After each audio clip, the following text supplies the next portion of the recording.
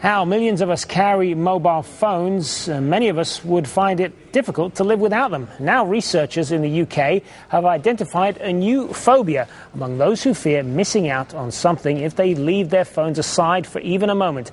Phil Lavelle explains. It is an all too familiar feeling. You realise something is missing. Forgetfulness, absent-mindedness, call it what you will. But there is an official name, nomophobia, and it's on the rise. Search for it online. You may need a smartphone to do so, and therein lies the problem. More than half of the UK has apparently experienced nomophobia. It's that feeling, that anxiety you get when you realise that you haven't got your mobile phone with you.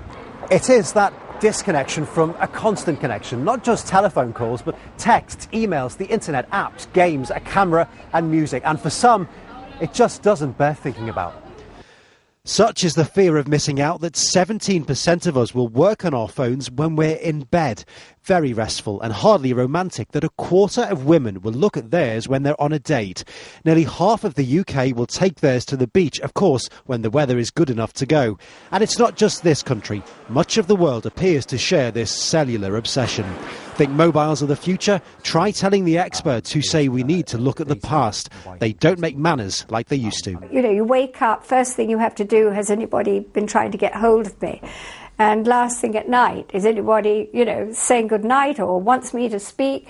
Instead of, it needs to be a discipline introduced so people aren't living for a mobile phone. They're living their lives.